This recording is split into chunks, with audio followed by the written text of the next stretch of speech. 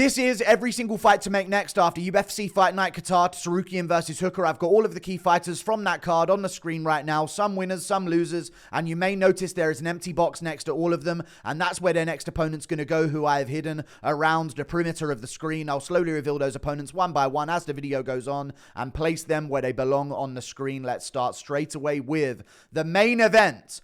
Arman Tsarukyan destroys Dan Hooker. There is no option but this. Don't chuck at me a Paddy Pimblett name or a Justin Gaethje or he's got to do one more. I was all in favor of making Arman Tsarukyan take a fight when he had been out for a year and a half doing absolutely nothing to earn his title shot. But when you come back and you destroy Dan Hooker, a top contender that even though hasn't really beaten many elite opponents and has lost to a lot of them, is a really tough guy to make look that easy. You absolutely earn your title shot. So Arman Tsarukyan has got to fight Ilia Topuria. No more funny business. I know there's the conversations of Makhachev versus Topuria, but I think Makhachev's got work to do at welterweight. We've got contenders. In some moments in these divisions, someone takes the belt and you're thinking, there's no contenders. They've been sat on their ass for the last 6 months. We have contenders in the division. And when there is contenders in the division, the champion needs to get going in that division. You just moved up to lightweight. In my opinion, there never should have been a conversation in the first place about Ilia Topuria moving up again, unless Arman was still sat on his ass. That is the only way I would have justified it, and probably the only way I did justify it was that there was nothing going on in the lightweight division. But seeing as Arman just did this, you have to make him versus Ilia Topuria. And based on the interactions of all the posts that we're seeing about this, there's hype for this. There's big hype for this. Based on my numbers that I've seen on my videos about the card and the reaction video to this card and all of that stuff, Arman Tsarukyan is a big name. Of course, this had some big names on the rest of the card as well. This wasn't your average fight night. There was a great, strong co-main event, which is rare on a fight night these days. But Arman is a huge name. The Makhachev fans have found the new guy to rally behind in the lightweight division, and he has his own fan base as well. It works a dream. He's now got his own fan base, and it's big. And after the Oliveira fight, it was a bit like, fuck this guy, Oliveira should have won, and all this conversation, and people weren't really ready to jump on the hype train yet. But now he's really established himself and became a big name and made the call out, which was a pretty uneventful call out, by the way. But it's a call out nevertheless. There's hype behind this fight. You have to make Ilia Topuria versus Arman Tsarukyan, and then we can have other conversations. And for the rest of that lightweight division, you know, there was conversations about Ilia fighting Paddy Pimblett or Ilia fighting Justin Gaethje. In hindsight, he should have got one of those fights booked because this one's going to be trickier, but I still think he can win it for sure. But it's going to be trickier. These odds aren't going to be wide. It's going to be Ilia Topuria. There's no way he's going to be a 2-1 favorite here. Maybe he'll be close to it. Maybe he'll be close to it because they know there's going to be a ton of money coming in on him because he is a superstar.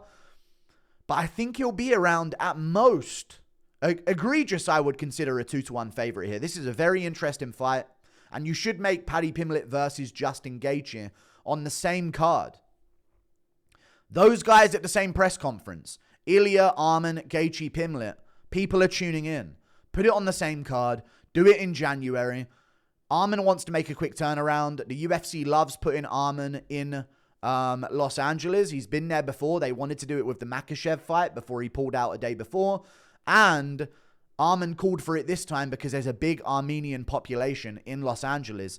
And in my opinion, if the US as a nation could be like in any way described as the fan base of MMA, LA is the casual fan base. I don't know how to describe it other than that.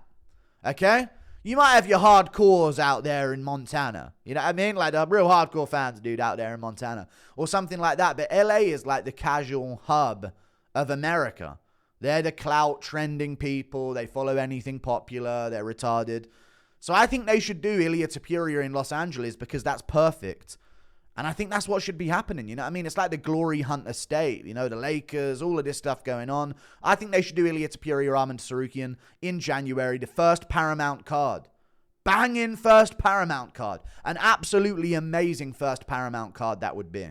If you had him versus Arman on there, if you had Kayla Harris and Amanda Nunes on that card as well, if you had a feature fight of Justin Gaethje, Paddy Pimblett, I'll make a video talking about all the cards I want to make. But just those 3 at the top of the card, I know they're going to put a women's fight on the first Paramount one.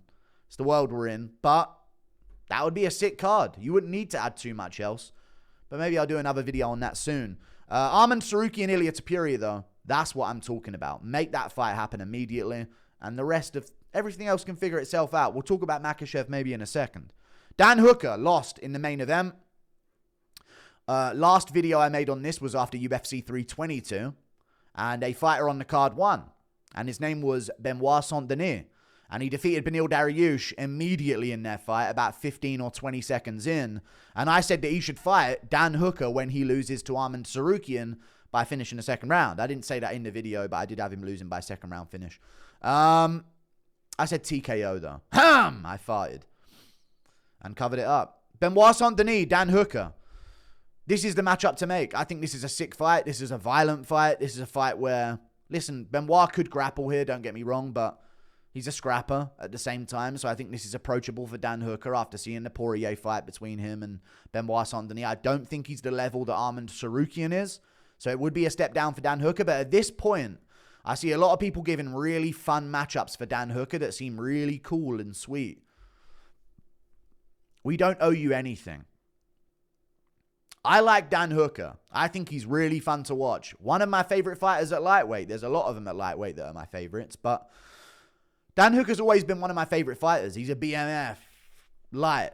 You know what I mean? He's just sort of an out of the spotlight BMF of the UFC, anytime, any place type of fighter, anyone type of fighter. And I think it should be him versus Benoit Saint-Denis next. That's a matchup I'd like to see. I see a lot of people talking about maybe Fiziev being next for Dan Hooker, but I don't think Fiziev should constantly get these big names. It's time for Benoit to get that other opportunity. He's gone through 3 guys. Beneil Dariush is maybe a big name, but Benoit's gone through Prepelec, not the best of opponent to begin with, but then he beat Huffy. He bit the bullet. He took on the up-and-comer. He didn't need to do that, but he did it and kept his spot. And then he just went out there and destroyed Beneil Dariush. You have to give him something big next, but you can't give him Pimblett because Pimblett's going to fight Gaethje. Likewise, you can't give him Gaethje. Oliveira and Holloway are going to fight each other. You can't give him any of those names, and you can't give him Arman, and you can't give him Ilia. So you're left with Dan Hooker or Fiziev. And I reckon Dan Hooker's a bit more on his timeline. I think we're going to see Fiziev in there pretty soon. And even though Benoit had a very quick finish, I think we're going to see Rafael Fiziev versus Arnold Allen, who's moving up to 155 pounds.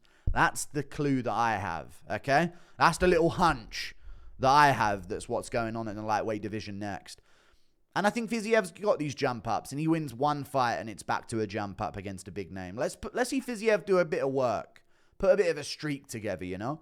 And Benoit's been on that streak. 3 fights in a row. Give him Dan Hooker. That's the matchup to happen. Maybe in France, in Paris. That's a way you can maybe keep Benoit on ice for a bit until maybe April or May of next year. Little 6-month break. You've done a bunch of hard work to get back to this point. Let's give him a good fight against Dan Hooker in March. Or in April, sorry. In France. Maybe, I don't know if it'll be the main event, but it'll definitely be somewhere high up on the card, at least a co-main event. Maybe a main event if the undercard is strong enough as well. So that's what I think they should do. Ian Garry. Let's move on to Ian Garry. Give him the title shot against Islam Makhachev. Give him the title shot against Islam Makhachev, man. Michael Morales fans that randomly appeared out of nowhere once he beat Sean Brady. Okay? But I get it. Now Ian Garry's got these magically appearing fans as well because he's been winning, and winning gives you fans no matter how unlikable and disgusting you are to experience on our screens. Okay? Ian Garry versus Islam Makhachev is the matchup. Makhachev's at 170.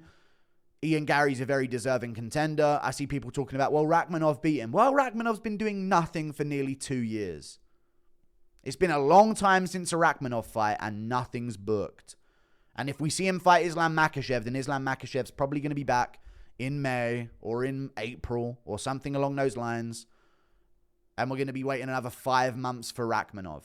Ian Garry just beat very clearly Bilal Muhammad, former champion. The guy who was, I mean, if JDM wouldn't have fought a guy outside of the division in Makhachev and then everyone gets shifted down by 1 in the rankings because of it, Belal would be the top contender in this division. If that fight of Ian Garry, Belal Muhammad would have happened the week before UFC 322, Ian Garry would have beaten the number 1 ranked contender in the welterweight division. I don't think this is a conversation. He also beat Carlos Prates. He also beat Jeff Neal. He beat D-Rod, who's also ranked right now in the welterweight division. He destroyed Neil Magny, which I know he doesn't get much credit. I know Prates has beat these guys as well, and Morales beat Sean Brady, and Morales beat Gilbert Burns, but I think Ian Garry's got the more complete resume. And another thing, I know that Ian Garry, even in a loss to Rakhmonov, can compete with the highest level of the welterweight division. With Morales, you beat Sean Brady by TKO. I don't know much other than that. I don't know how you go 5 rounds. I don't know how you go 3 rounds. I don't know much. I don't want to find that out against Makhachev. I know Ian Garry can compete. I know he can stuff takedowns very easily against good opponents. Rakhmonov took him down once, I understand. But Ian Garry didn't get held there. I like that proof. I like some proof. And I like the promo. I like the call out.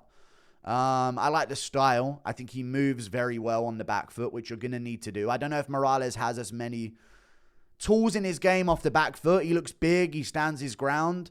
I know he's got a good grappling background. So does Ian Garry, by the way. I just think Ian Garry's been doing good work. Good, consistent work in the division. Stepping up on short notice. You've got to reward that behavior. Stepping up on short notice twice, I believe. Stepped up on short notice to take the Rakhmonov fight. Now, at the time when Ian Garry was calling for a title shot off of beating Prates, I was calling it delusional. You lost to Shavkat Rakhmonov. Doesn't matter if it was on short notice. But it does when you have put in the work on top of it. When you then can go back and go, well, he saved that event by taking the Rakhmonov fight. You know? Well, he saved that card by taking the Carlos Prates fight. And now he's just scored Belal Muhammad. How can you not reward that behavior? And he's a huge name now as well because I think, honestly, the Khamzat Chimaev altercation backstage may have given Ian Garry the name leverage to go on and get his title shot. I think that did more for him in terms of securing a title shot than people think. Because that's going everywhere. Hundreds of thousands of likes. People that's giving him a lot of support for that situation as well. And Ian Garry's going to fight Islam Makhachev next, I reckon. And the Chimaev fans are the Makhachev fans. And they're not from Dagestan. Okay? They're from places that have no combat sports representation. Why is it so fucking bright?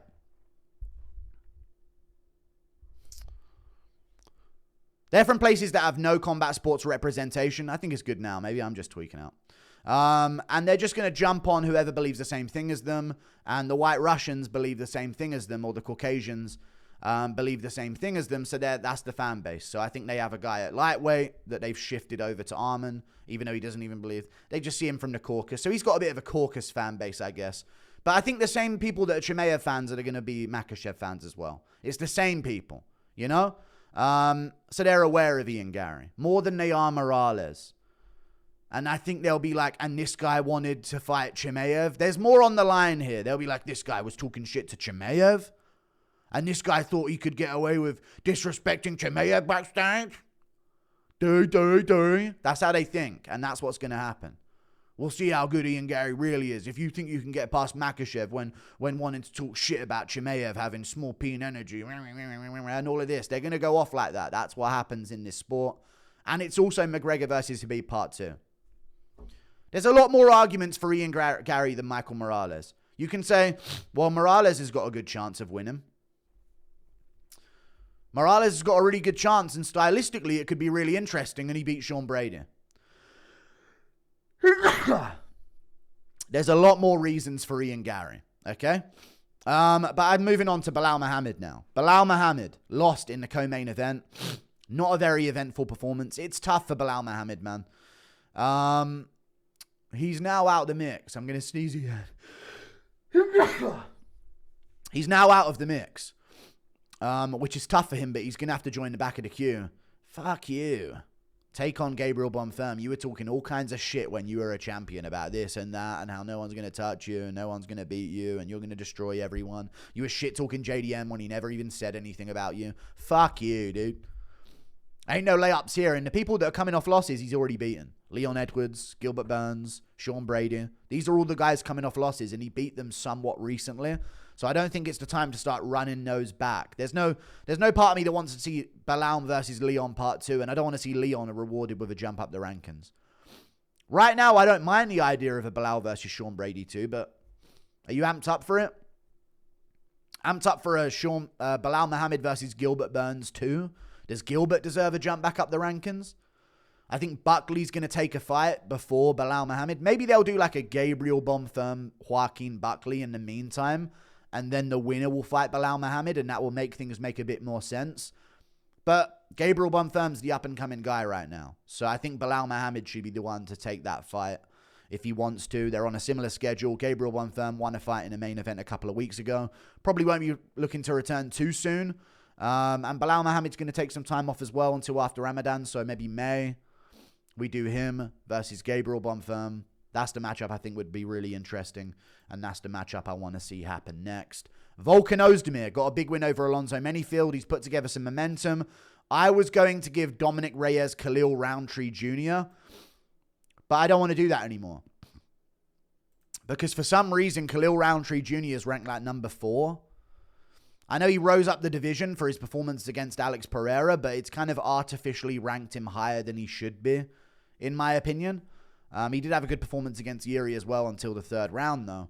But I also don't want to see Khalil versus Reyes right now. I don't think Reyes should be back into the top 4 fight of Khalil Roundtree. It just doesn't make any sense. Ozdemir and Reyes have history. This would be a rematch. They fought each other before. Reyes got the victory. It was very, very close. A lot of people thought Volkan Ozdemir won that fight. You could say to Volkan, this is a bit of justice. You get to right the wrong that was the decision of the first fight. And for Reyes, you get to clear up any controversy that surrounds the first fight. And also for Reyes, and I'm doing a Reyes a favor here, I think Reyes needs to consider this. This guy is not a backup counter-striker, someone comes forward recklessly type of fighter. He's not a catch you coming in, put you out cold type of guy. He's done it before to like Misha Serkinov or some shit, but he's not typically that Allberg style who's going to back up and catch you on the back foot. I think Volkan Ozdemir will walk straight into Reyes and get scrapping with him. And if he does that, those are the types of matchups that Reyes can win. I think Volkan Ozdemir versus Dominic Reyes is the matchup to happen at light heavyweight. I think they're on similar schedules. Ozdemir's probably going to come back around April. Reyes got KO'd a couple of months ago. Probably going to look to return around the same time. Run that fight back, I reckon, on some kind of fight night card or the prelims of a pay-per-view. And I think we're talking. Maitak Bek Oralblay. Big Oralblay fans here. Sunghyuk KO.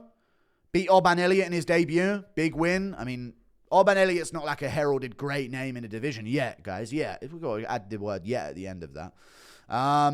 But he was 3-0 in the UFC, so it's not like Sunghyuk KO came in and beat someone who was 0-0 and had no stake in the division or some short notice replacement or anything like that. He beat a guy who'd done some climbing himself. Then he beat Philip Rowe, who has also done a bit of climbing here and there in his own career. Lost some fights, but he's not some guy who has no stake in the division. So I think Oralblay versus Sunghyuk KO would be a sick fight. People know about this guy. He's a grappler. He's dominating in his grappling so far in his career. And I think Oralblay has the counter grappling enough to nullify that and make this a more interesting dynamic matchup between the two of them. Or does he? Or is he going to get out-grappled? And if Sunghyuk KO can out-grapple Oralblay and dominate him in those positions, I think it'll be very impressive. So this is the fight I want to see between the two of them in the welterweight division. Make it happen. Oralblay is pretty highly ranked at welterweight. I know they said he made his welterweight debut. But I think he beat Uros Medic at welterweight in his debut in the UFC, if I'm not mistaken. And Uros Medic just beat Muslim Salikov. So the guy's pretty high ranked. The guy's got some place in the division. He didn't just come in there, beat Hermansson. And Hermansson's ranked at middleweight. So give him a big welterweight name. I was going to match him up with Jacob Smith. But I think Jacob Smith will be looking to come back a little bit sooner than that. So I think this is what they should do. April, May, run it. Keep these guys active. Don't have them waiting out 9 months or anything like that. 6 months nowadays is active. 5 months is active. So run this fight around then. Oralblay versus Sunghyuk KO. Waldo Cortez Acosta, the Salsa boy. Now, Waldo's building a bit of a fan base. It's an anti-Tom Aspinall fan base, but it's also his own. You know, he's also got a Dominican fan base. He's doing it not just because of the eye patch shit and all of this stuff. He knows what he's farming off of that. But his activity, his knockouts, he's picking them up. I know he lost to Pavlovich quite recently. But after his last fight that he won, I didn't really match him up with anyone too good because I thought, okay, he's not really back on track fully yet. And I didn't think he would be by now. But he's already got back in there and won. And he wants to stay active again. And Volkov, unfortunately, based on the rematch that's got to happen between Aspinall and Gane, is not going to get his title shot. And I think it should be Volkov instead of Blades. I think that Waldo, based on the shit talk with Aspinall and based on what he's been building up, I think he shouldn't fight Blades. I think he should fight Volkov. And you can't do Volkov-Pavlovich too because Volkov scored him not that long ago. You could do Volkov-Blades too, but this way it's a fresh matchup at heavyweight. It's Volkov versus Waldo. I don't know if Waldo would win this one. I think I would go with Volkov in a striking match with Waldo. But let's see. If you think you can hang with the top of the division, this is what you got to do to show it. And if he goes out there and beats Volkov, absolutely he's going to get that title shot that he wants. And it'll be very interesting as well if he does. So Waldo versus Volkov is the matchup I want to see at heavyweight next. And soon, January, February. Probably not going to get that December fight because if you want to fight top contenders, you can't just jump in like that on 4 weeks, 3 weeks. If you're fighting the top guys, they want camps, they want to structure it, they want to build it up, give some anticipation. So I'm thinking maybe February, something like that, early next year. Maybe on the same card as Aspinall versus Gane too. Maybe they do that in March in the UK, because I know they go into the UK in March. They do Aspinall versus Gane 2 in the main event, and somewhere on the card, you do Waldo Cortez Acosta versus Volkov, and say, Volkov, we're doing you right by giving you the shot if anyone pulls out in the main event, or something like that, right? So that's what I think they should do next. As for Kyoji Horiguchi, my man, send Tagir Lembekov 2-3 years to Japan and forget, okay? Absolutely destroyed Tagir Lembekov. Got called out by Charles Johnson. But I reckon Charles Johnson should be looking to fight Asu Almabayev. And because I think I want to see him fight soon. Right? I don't want to be waiting around. There's some fucking guy that's ranked number 4 in the division, though. First of all, I think Kyoji Horiguchi's done a lot of work at Flyweight outside of the UFC. Okay? Even though he's fought a lot of the Bantamweights. But still, he's a veteran name. Even though Charles Johnson's beaten a lot of contenders, Kyoji Horiguchi has done an extreme amount of work. I don't think they should give him next, okay? I think Charles Johnson should fight Asu Almabayev, who's also very highly ranked, who's probably going to be higher ranked than Horiguchi come when the rankings change tomorrow or the day after, Tuesday, sorry. And I think Kyoji Horiguchi should fight Amir Albazi. Fuck Amir Albazi, dude. Why is he even ranked? Who is he? What has he done? Who the fuck has he beat?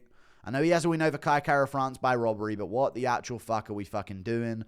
The guy's not top level. Get rid of him. And get rid of him via Kyoji Horiguchi. So that's what I want to see. Horiguchi, Johnson, get either Amir Albazi or Asu Almabayev. And then you bring both of them up to the top. You get the big names that we enjoy at the top of the division, the ones that have some hype behind them. And then maybe you match them up after that for some title elimination bout or to decide who's going to get the loser of a main event of a title fight, who's going to get the loser of a title fight, who's going to get the winner of Royval versus Manel Kape for a title shot. This is the type of situation we're talking about. So I think both of them, in Horiguchi and Johnson, are 2 fights away from a title shot. And Albazi and Almabayev should be the guys on the chopping block here. So I think they should do Kyoji Horiguchi versus Amir Albazi. It's a good jump up the rankings. This would be like if Patricky Mix beat Mario Batista in his debut. You don't go Charles Johnson, you start looking towards the top 5. You know what I'm saying? So I think Horiguchi versus Albazi is the move. Alejandro Topuria. Wait till you see this matchup, okay? I originally wanted to do him versus Cody Garbrandt. I know he called out Umar and there's some talk of it, but I don't think he's earned Umar. You haven't even earned a ranked opponent yet. We got to stop this fucking bullshit with bantamweights that win a couple against a couple guys. We just saw this with Malcolm Wellmaker. They ain't fucking ready yet. Stop doing it. We saw it with Tabet as well against fucking Barcelos. It's not Barcelos. It's another guy outside the rankings that has a history with Topuria. But not Alexandre. Yee! That's that Bryce Mitchell, Billy. Let's go, dude. Bryce Mitchell versus Alejandro Topuria. Let's see if you really like your brother, dude. Let's see if the comparisons are real. Okay, pal? Let's see if Alejandro Topuria is really like Ilia Topuria. Because I tell you this. One Topuria beats me. Fool me once. You know what I'm saying? It ain't going to happen twice, dude. We ain't going 0-2 against the Topuria family name. That ain't happening, okay? Bryce Mitchell's going to put an end and go 1-1 with the Topurias and get his mojo back against Alejandro Topuria. I think this is a sick matchup, and I think it's a matchup that people would love. As soon as they see this announced, listen, Garbrandt versus Topuria would be big. Alejandro, this is. But I don't think Garbrandt would be looking to take that fight at this point, okay? I think Garbrandt's going to look for a name to get his mojo back. He's constantly trying to get his mojo back as Cody Garbrandt. But I think if they offered it to Bryce Mitchell, Alejandro's going to take some time off. Bryce Mitchell recently broke his nose in training a couple of weeks ago. He's going to need a little bit of time off as well. But end of the third of the year, April, May, whenever they want to do it, maybe at the White House. Who knows? Bryce Mitchell at the White House might make some sense. But he recently did turn on Trump, so I'm not sure if he would want to be there, actually. But him on a mic at the White House, dude, talking to all them politicians? Come on! You got to have Bryce Mitchell at the White House. And I think against the Topuria, let's see if you can do it as good as your bro. Okay? That first one was a fluke. We don't go 0-2 against the Topurias. And I think this would be a great matchup. If people saw this, they'd think, oh my God, this is genius. This is a genius matchup. Mitchell takes on both Topuria brothers. No brainer in my opinion. Thank you for watching the video. Like and subscribe. And it'd be cool to see Alejandro Topuria deal with a grappler. And someone who can strike. I know Bryce isn't typically a striker, but he's no slouch on the feet. Like, he's not just a victim to be had on the feet. Even against Ilia, he was making him miss. Making him, like, he was doing pretty good defensively against Ilia in the first round. Got caught in the second, put down, put into an arm triangle, even got a takedown on Ilia Topuria at one point. So Bryce ain't no slouch. You know, if you think about it, you took the fight with Emmett, got caught. Ilia Topuria fight. You don't lose to no bums, is what I'm saying about Bryce Mitchell. So I think Alejandro Topuria versus him will be a good test to see just what level he's at. See you later. Thank you for watching. Goodbye.